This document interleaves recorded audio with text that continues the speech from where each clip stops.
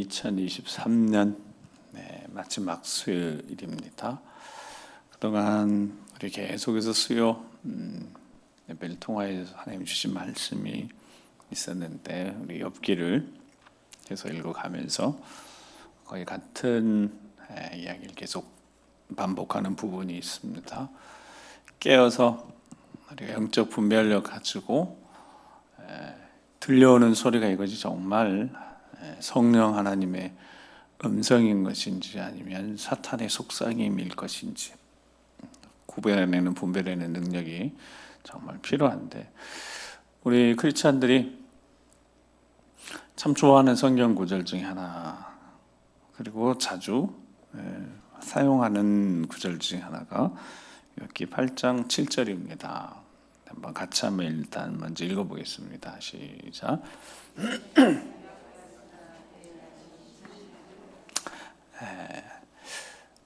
어떤 분들은, 어떤 목사님들은 이거 절대 사용하지 않습니다. 그리고 좋아하지도 않고, 사탄은 맞는 말을 합니다.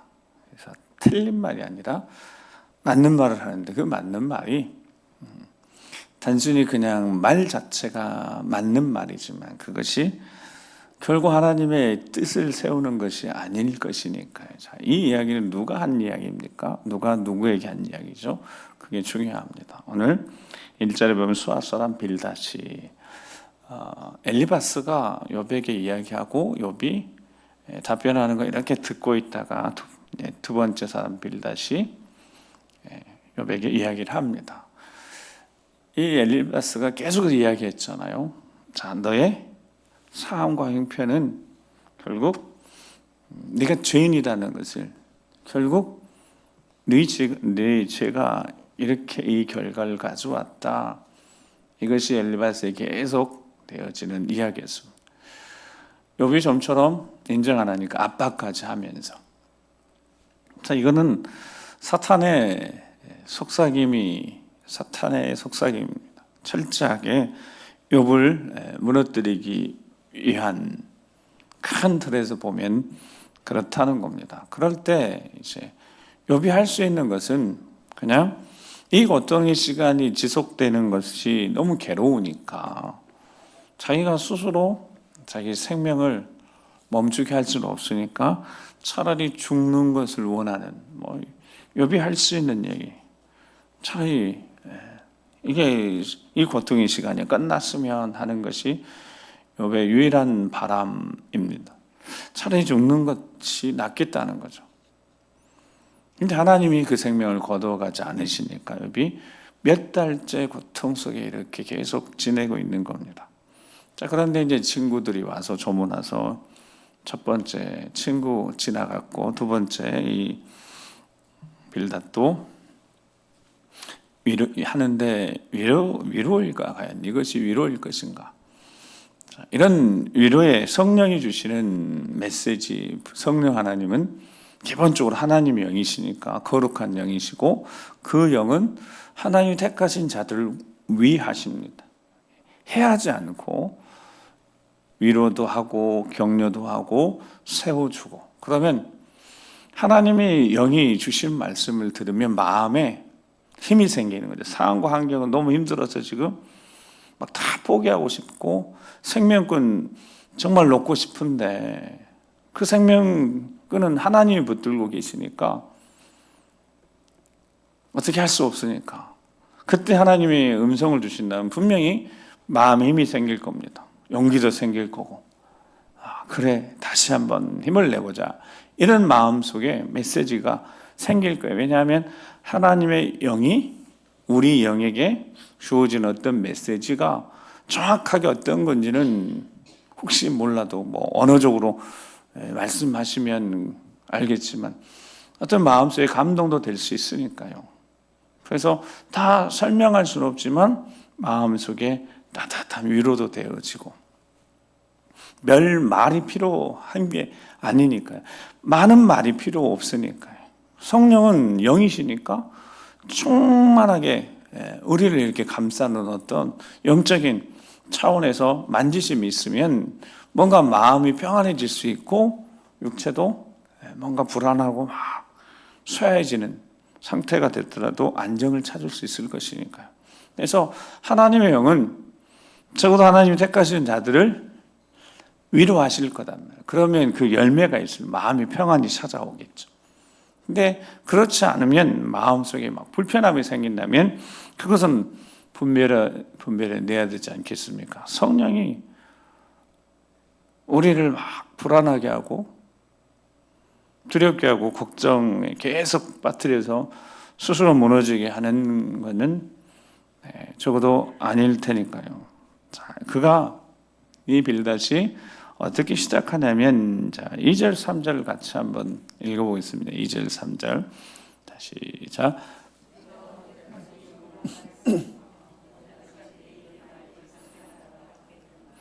하나님이 어찌 정의를 굽게 하시겠으며, 전능하신 이 어찌 공의를 굽게 하시겠는가? 아멘. 아멘 하기가 좀 불편하지만, 자, 말이 틀린 말이 하나도 없습니다. 어느 때까지 이런 말을 하겠으며 어느 때까지 내 입의 말이 거센 바람과 같겠느냐. 거센 바람. 막 욥이 입만을 막 그렇게 계속 쏟아내니까요.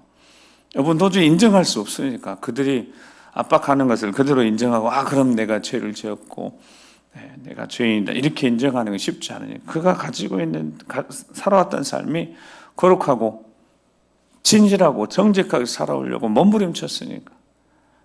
근데 3절 말씀에 보면 하나님이 어찌 정의를 판결을 굽게 하시겠으며 전능하신 어찌 공의를 굽게 하시겠는가.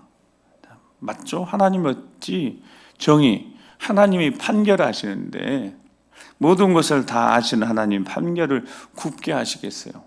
하나님 판결은 바른 판결이고 굽어져서 뭔가 숨겨져 있는 것이 다 드러나게 하실 건데요. 그렇죠? 뭔가 숨겨지고 재판관들이 뒤에서 조용히 정의로운 판결을 하지 않고 정의를 굽게 할 수는 하면 안 되지 않겠습니까? 그런데 하나님은 공의로우신 하나님이 어떻게 판결을 굽게 하고 공의를 굽게 하시겠습니까? 맞는 이야기입니다. 하나님이 그러실 리가 없죠. 자, 그게 근데 이 빌닷이 지금 하는 이야기잖아요. 지금 너에게 닥친 모든 환난과 고통은 결국 하나님의 공의로운 판결, 하나님의 공의로운 판결의 결과가 아니냐. 정의롭고 공의로운 하나님 앞에 교만하지 말라 지금 그러고 압박하는 거죠. 너에게 지금 닥친 현실, 상황, 고통 다 잃어버린 이 결과가 하나님이 하셨으니까 자, 하나님이 어떻게 판결을 굽게 하거나 정의를 굽게 할 것인가. 하나님이 하신 거니까 인정하라는 거예요. 뭘 인정하라는 거예요? 정죄하는 겁니다. 우리 죄를 철저하게 회개하라는 거예요. 자, 4절 말씀에 보면 가슴이 욥이 얼마나 가슴 아프겠어요. 자, 4절 같이 한번 읽어보겠습니다. 4절 시작.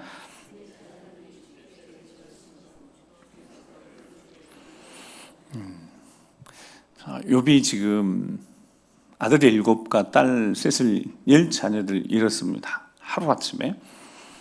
근데 이렇게 이야기하죠. 내 자녀들이 주께 죄를 지었으므로. 욥이 어떻게 했다고 1장에 보면 자녀들이 혹시 생일이나 잔치하면 다 불러가지고 혹시 너희들이 취해가지고 너희도 모르는 사이에 마음으로 품었을 죄악이 있을지 모르니까 번제를 드리고 제사 드리고 우리 하나님 앞에 회개 시간 갖자 이렇게 했던 욥인데 여러분 이 이야기 들을 때 얼마나 마음이 아프겠어요. 내 자녀이 주께 죄를 지었으므로 주께서 그들을 어땠다고요? 그 죄 벌어주셨다 그 말이에요. 그러니까 죄에게로 보냈다라는 뜻이고 죄와 묶어버렸다는 뜻입니다. 그러니까 자녀들이 죄 지었어요. 그러니까 죄와 묶어버렸어요. 죄의 결과가 지금 자녀들이 희생당했다는 거죠.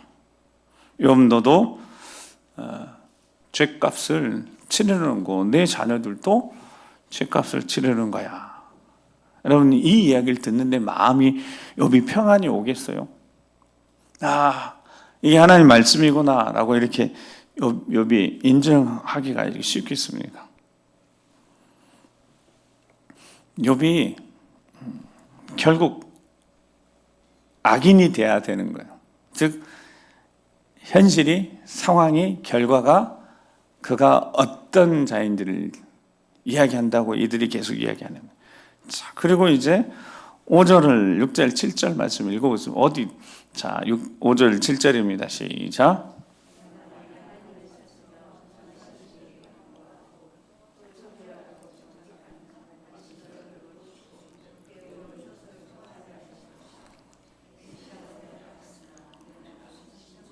자, 욥이 이 이야기를 듣는데 은혜가 되겠어요?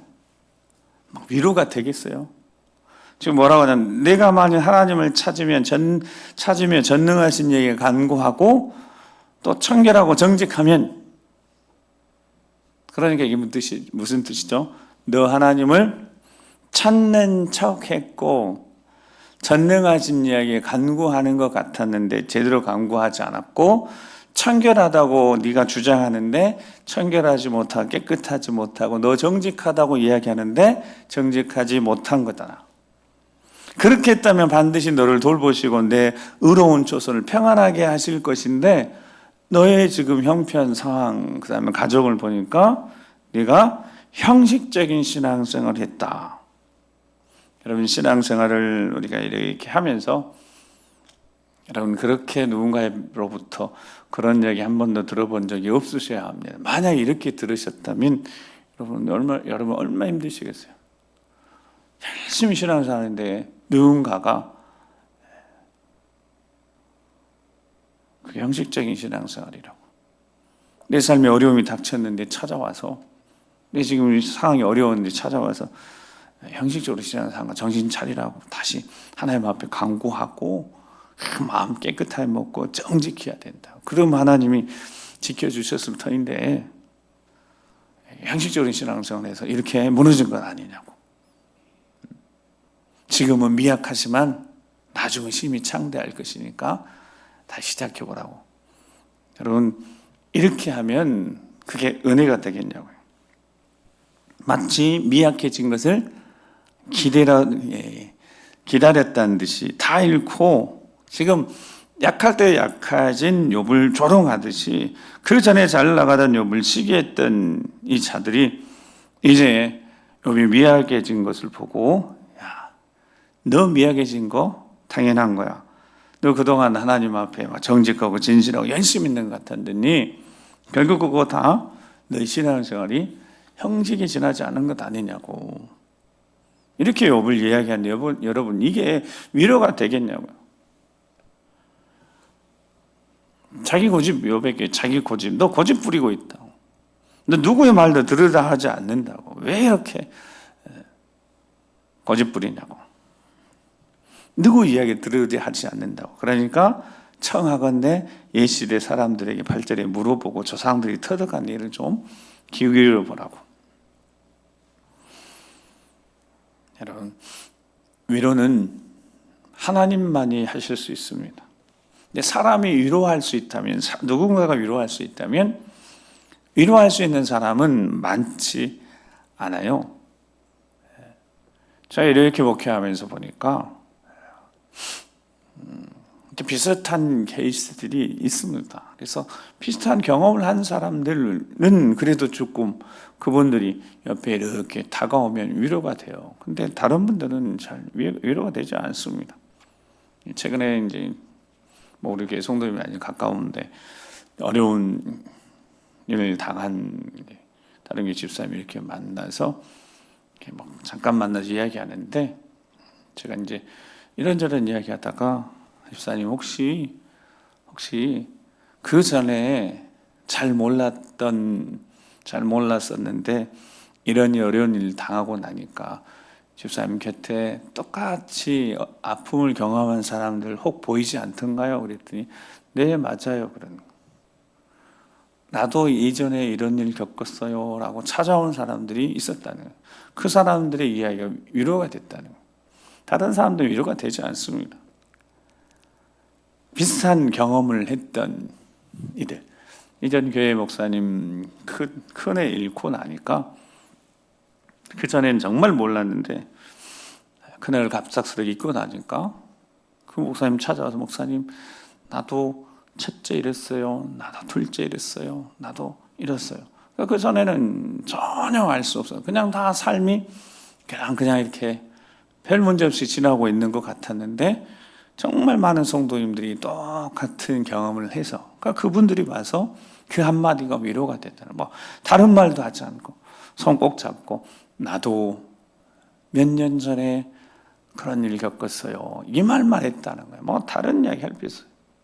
근데 정말 위로가 됐다는 거죠. 욥이 지금 필요한 것이 막 조언, 충고, 비판해가지고 정죄하는 것이 아니라 위로일진데, 위로에 하나님이 위로를 하시려고 한다면 적어도 절대 이렇게 하지 않으실 거죠. 이렇게 할 수가 없습니다.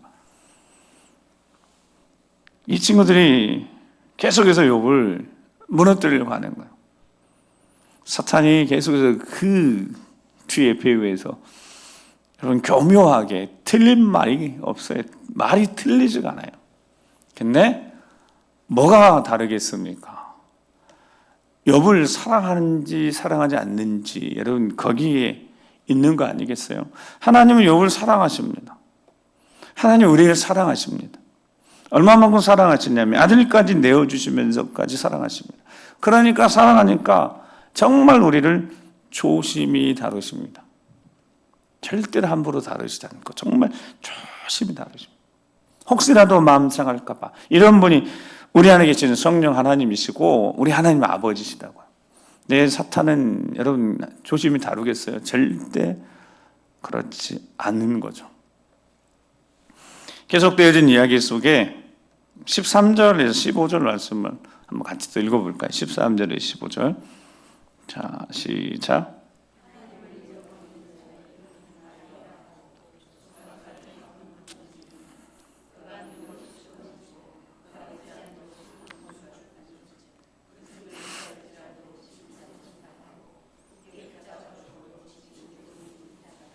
자, 계속 욥을 공격해요. 한 방에 욥을 어떻게든 보내려고, 쓰러뜨리려고.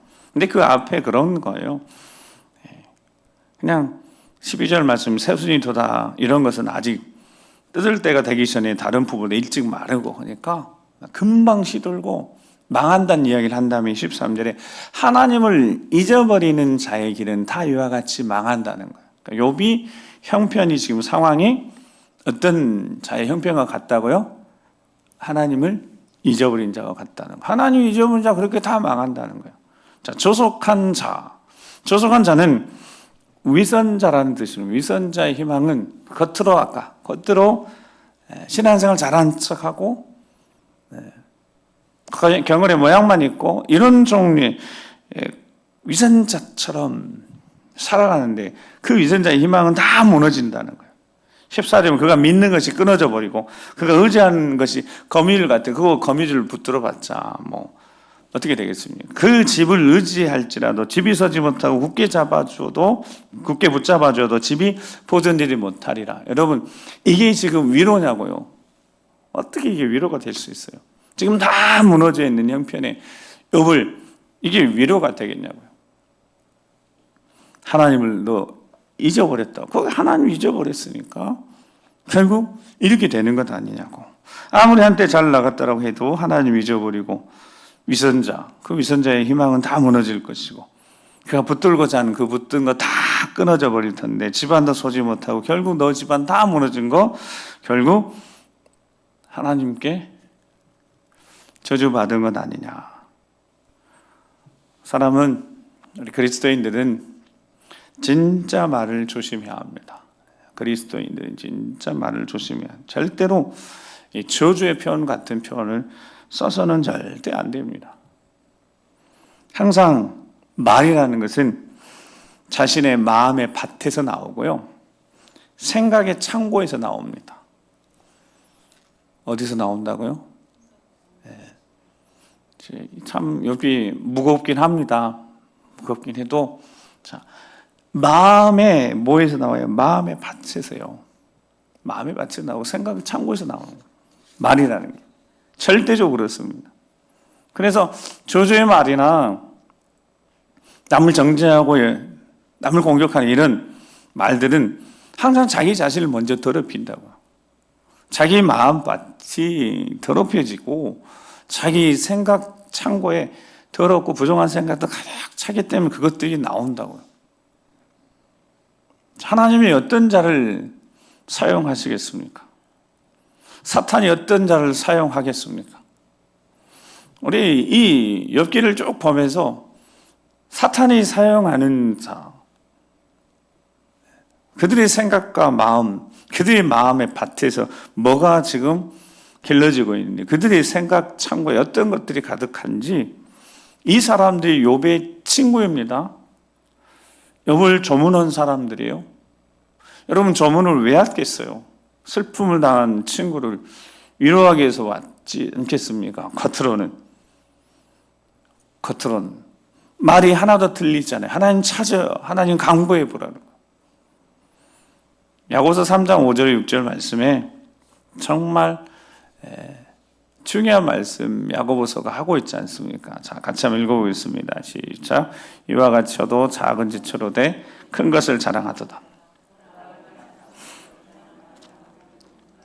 혀는 곧 불이요 불의의 세계라. 혀는 우리 지체 중에서 온몸을 더럽히고 삶의 수레바퀴를 불사르나니 그 사르는 것이 지옥불에서 나느니라. 아멘. 저는 이 말씀 표현 중에 삶의 수레바퀴를 불사른다라는 표현이 마음에 좀 와닿습니다. 이 표현이 정말 혀를 제어하고 혀를 길들여야 되는데, 여러분, 혀가 이게 뭐 쉽게 길들여지겠습니까? 근데 마음 생각에서 나오는 거라 하면 이 혀가 작지만 자신 그 영향력이요, 혀의 영향력이 크다는 거예요. 그거 자랑한대요. 그거 드러낸다는 거예요. 자, 그러면서 혀가 우리 온 지체를 다 더럽힌다는 거예요. 삶의 수레바퀴가 불살라 제대로 굴러가지 못하게 한대요.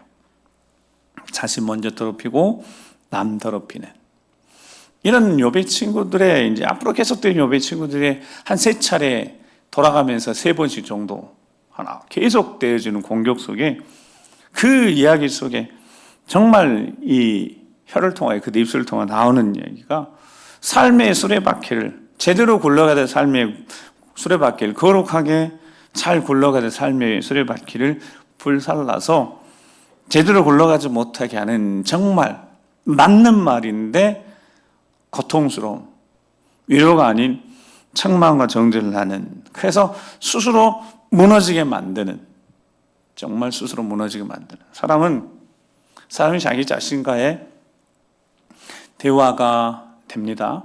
근데 정말 위기 순간에, 어려운 순간에 자기 자신하고 대화할 때 정말 위험한 순간이 찾아오거든요.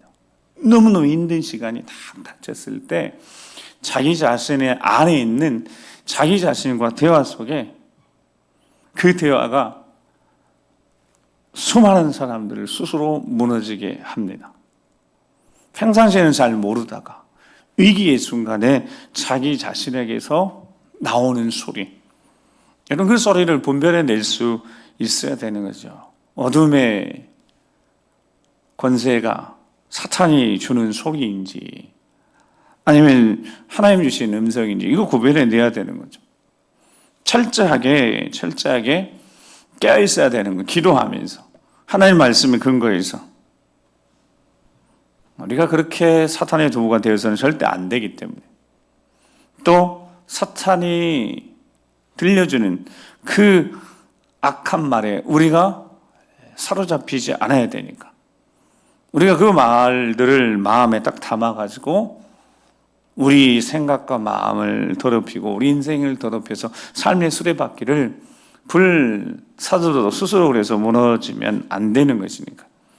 그래서 우리가 늘 깨어서 우리 자신을 잘 관리해야 되지 않겠습니까? 에베소서 4장 29절 30절 말씀에 우리 늘 듣는 말씀인데 같이 한번 읽어보겠습니다. 시작. 무릇 더러운 말은 내 입 밖으로 내지 말고 오직 덕을 세우는 데 소용되는 대로 선한 하여 듣는 자들에게 은혜를 끼치게 하라. 하나님의 성령을 근심하게 하지 말라. 그 안에서 너희가 구원의 날까지 인치심을 받았느니라. 아멘. 우리가 구원의 날까지, 주님이 부르시는 그 날까지 인치심을, 하나님의 자녀라고 인침을 받았다는 거예요. 여러분, 하나님의 자녀라고 인침을 받는데 우리가 거룩했다거나 정결했다거나 깨끗했다거나 어떤 우리의 모습 자체가 아름다웠다는, 전혀 그것이 아니라 죄 가운데, 어둠 가운데 우리의 모든 것들이 다 전적으로 부패되어 있는 상태에서 하나님의 은혜로 구원하심 받았으니까 하나님의 자녀라고 인정을 해서 하나님의 자녀라고 인침, 표식을 받았으니까, 그러니까 이 안에 성령이 거하시는 거죠. 그러니까 성령이 거하시는데 옛사람, 옛구수, 옛 방식, 옛 언어, 옛 생활, 이것들이 계속 나올 때 성령 하나님이 근심하시는 거죠. 우리 안에 거하시는 성령이 근심하시는 거죠. 그래서 더러운 말은 입 밖에도 내지 말라는 겁니다. 부패하고 나쁜 말, 그 하나님의 성전인 성도들의 마음 속에 거하시는 성령이 거하시는 이 성전 안에서 나오는, 입 밖으로 나오는 것들이 어찌 부패하고 나쁜 말들, 누군가를 더럽히는 말들, 그런 말들을 내서는 되겠냐 이 말입니다. 입 밖으로 나가지 말도록 성령이 근심하시지 않으시도록 그렇게 생각을 지켜내라고 말씀하고 계십니다. 그러니까 정말 말씀을 통해 우리는 확인하는 겁니다. 그래서 말씀을 통해서 규정하고 확인하는 겁니다. 내가 하나님의 자녀이고 하나님의 자녀는 하나님의 성령이 이 안에 거하시고 하나님의 성령이 거하셔서 성전이니까 성전을 잘 관리해야 되고, 이 성전 밖으로 나가는 것은 성전 안으로 들어올 때는 재물이 어떻게 해서 들어오겠어요? 네 발로 걸어서 들어오고, 만약 성전 밖으로 이제 나갈 때는 다 태워가지고 재가 돼서 성전 밖으로 나가죠. 그러니까 들어올 때는 네 발로 살아서 들어오지만 성전 밖으로 나갈 때는 재물이 다 번제 불태워져서 재가 되어서 나가는 것 아니겠습니까? 그러니까 이 안에 있는 성전에서 다 태워지고 재가 되어져야 됩니다. 2023년 우리 이제 금요일 오전에 요한니시 기도회 하면서 그런 기도를 종종 했었습니다. 그래서 부서져도 산산이 부서져야 하고 내 안에 내가 아직도 살아있는 내 자아가 산산이 부서져야 되고, 때론 성령의 불로 다 태워져서 재가 되도록, 그래서 재물은 재가 되도록 다 태워져야 합니다. 그래야지 이 성전에서 재가 되고 부서지고 산산조각나고 부서진 다음에 그 다음에 성전 밖으로 나가는 것이 은혜로운 말, 은혜를 끼치는 말, 부드러운 말, 사람을 살리는 위로의 말, 격려의 말, 축복의 말, 이래야 되지 않겠습니까? 이게 하나님이 성전, 성령이 거하시는 전에서 나와야 되는 것들이 그런 것들이 돼야 되지 않겠습니까? 그래서 고린도전서 3장 16절 18절 말씀에 같이 한번 읽어보겠습니다. 시작. 너희는 너희가 하나님의 성전인 것과 하나님의 성령이 너희 안에 계시는 것을 알지 못하느냐? 누구든지 하나님의 성전을 더럽히면 하나님이 그 사람을 멸하시리라. 하나님의 성전은 거룩하니 너희도 그러하니라. 아무도 자신을 속이지 말라. 너희 중에 누구든지 이 세상에 죄 있는 줄로 생각하거든 어리석은 자가 되라. 그리하여 지혜로운 자가 되리라. 아멘. 예수님이 제자들에게 가르쳐 주셨어요. 제자들이 손을 씻지 않고 먹을 거 먹으니까 이 바리새인들이 장로들의 유전, 그거 손 씻지 않고 먹는다고 비난하고 그러니까 예수님이 뭐라고 그랬습니까? 사람의 입으로 들어가는 것이 사람을 더럽히는 것이 아니라 그거는 그냥 배변하면 되는 거고, 입에서 나오는 것이 그 사람을 더럽힌다라고 말씀하셨습니다. 그러니까 성전에서 나오는 것이 그 사람을 더럽히고 그 나온 말로 그 누군가를 더럽혀서 그 누군가의 삶의 수레를 불살랐다. 이것이 얼마나 큰 일이겠습니까? 실족하는 일이 없을 수는 없겠지만 실족해 하는 자는 화가 있다는 거예요. 연자매들 목에 칭칭 감아서 정말 바다에 빠뜨리고 그런 심정이 우리 주님의 심정이라요.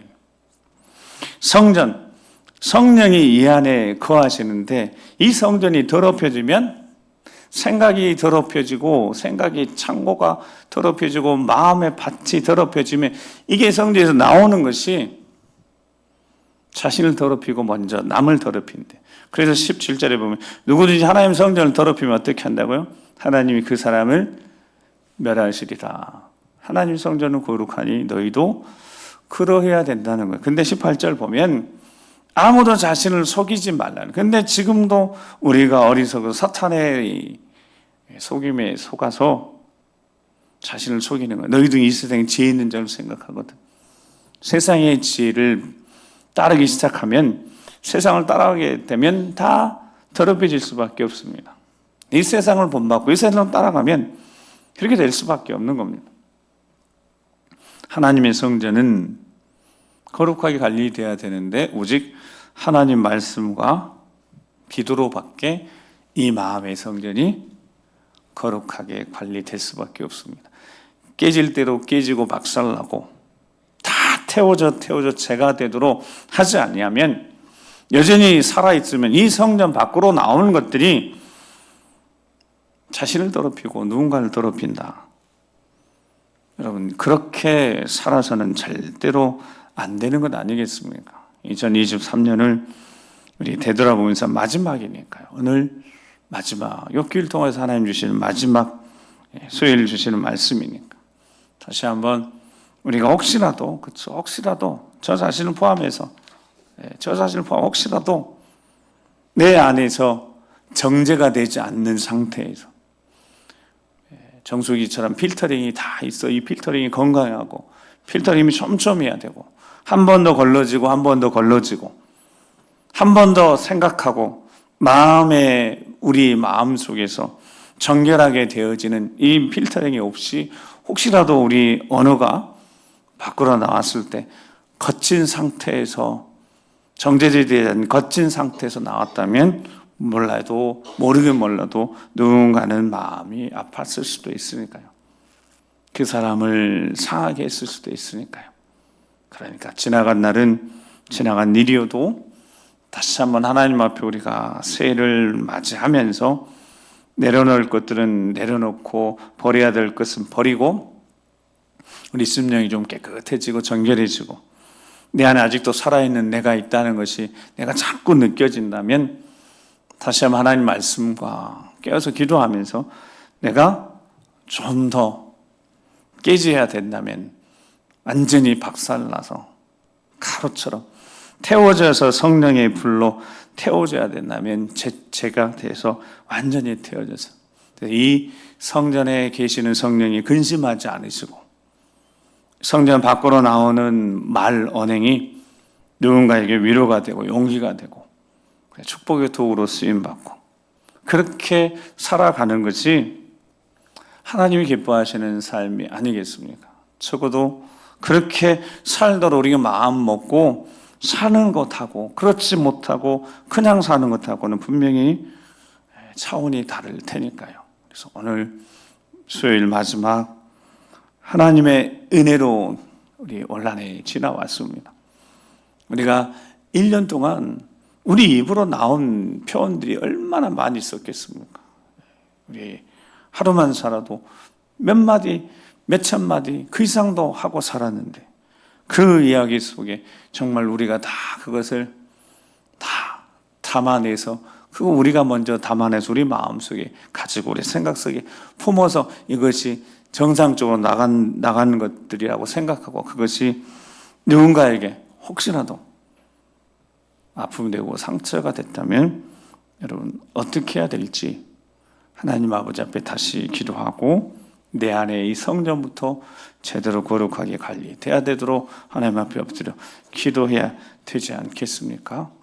오늘 마지막 수요 예배 드리면서 제가 누군가를 책망하고 정죄하려고 그런 게 아니라 저 자신도 그렇게 살았을 것 같으니까요.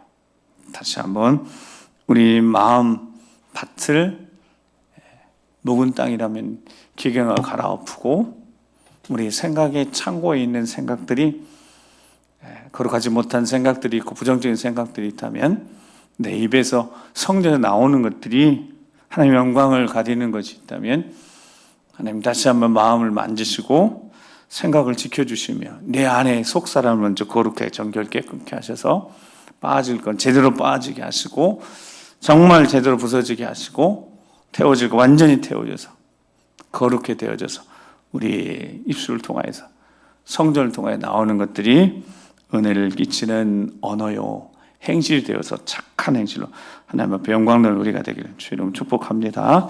함께 잠깐 기도하시겠습니다. 우리 잠깐 기도하시면서 조용히 우리 1년을 되돌아보고 가까이는 한 달을 되돌아보고 또 가까이는 일주일을 좀 되돌아보고 가까이는 오늘 하루를 되돌아보고 우리가 얼마나 많은 말들을 하고 살았겠습니까?